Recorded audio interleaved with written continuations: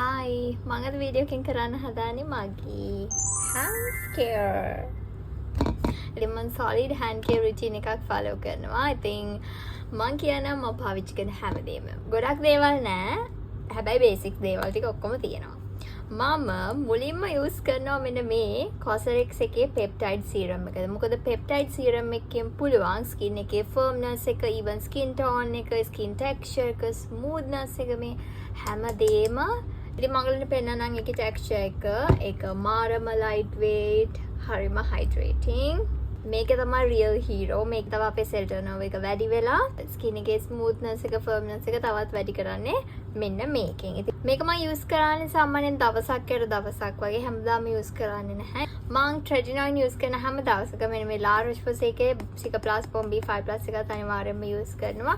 මේක හරිම rich creamy texture එකක් තියෙන්නේ. ඉතින් ඔයගලන්ට බලා ගන්න පුළුවන් මේ texture එක මාරම hydrating. ඒ වගේම skin එකේ තියෙන damage skin barrier එකට මේක ගොඩාක්ම හොඳයි. non-negotiable step එක තමයි sunscreen එක. ඉතින් sunscreen එකක් වගේම sunstick එකක්, sun spray එකක් මේ හැම දෙයක්වත් මගේ bag එකේ තියෙනවා.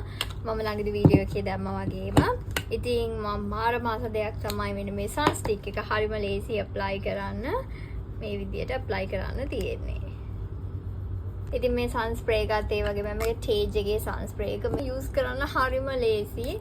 මේ වගේ spray කරන්න විතරයි තියෙන්නේ. ඒක මාරම lazy skin එකට ටක් ගාලා absorb වෙනවා. ඒ වගේම use කරන්න හරිම lazy මේක. මොන වගේ මාත් දෙකත් පරිස්සම් කරගන්නවා නම් අදම ඔයගොල්ලෝ hand care routine එකක් follow කරන්න. Okay, that's it for today's video. Bye bye.